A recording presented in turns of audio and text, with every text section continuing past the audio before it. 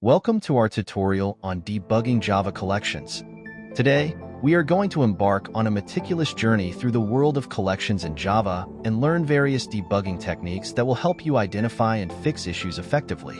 While debugging, collections can often be the source of mysterious problems. This tutorial aims to arm you with strategies to track down these issues. First, let's understand what Java collections are. Collections are frameworks that allow us to work with groups of objects effectively. The essential interfaces include list, set, and map. Let's illustrate this with a simple example.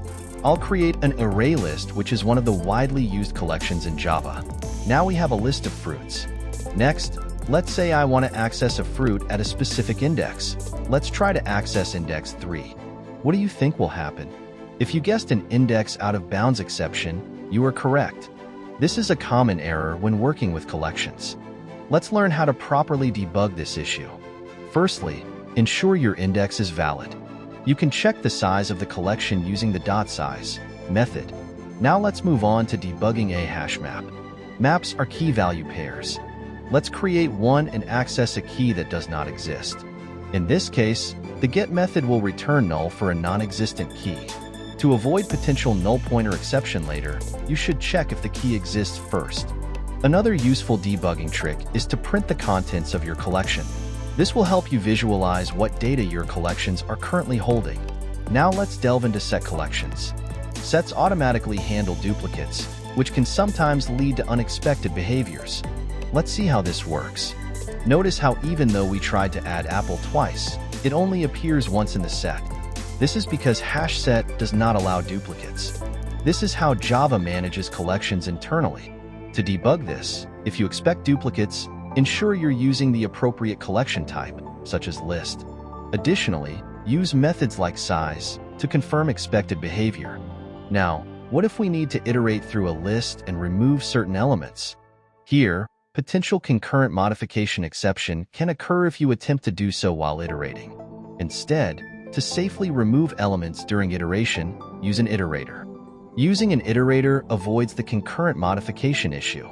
Always consider iterator patterns when modifying collections during iteration. Now, let's explore collections utility class for sorting and searching collections efficiently.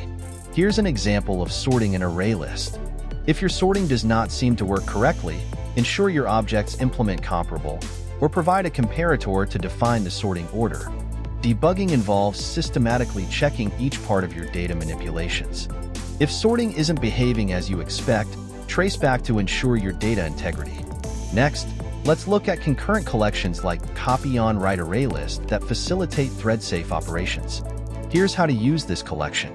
When debugging, especially in multi-threaded environments, ensure you're using the appropriate collection based on your concurrency requirements. If you run into issues such as deadlock or race conditions, utilize thread dumps or profiling tools to identify the problems in your threaded operations. Now, let's summarize what we've learned about debugging collections. We've covered observing indexes, key existence, duplicates, iteration methods, and multithreading. To recap, always check your indices, validate key existence, print collection contents, and handle removal carefully while iterating.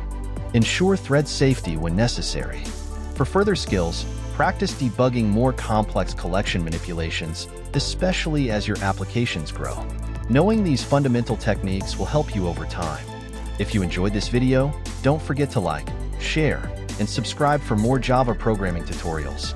Let us know in the comments your collection debugging challenges, and we will cover them in future videos. Thanks for watching, and happy coding!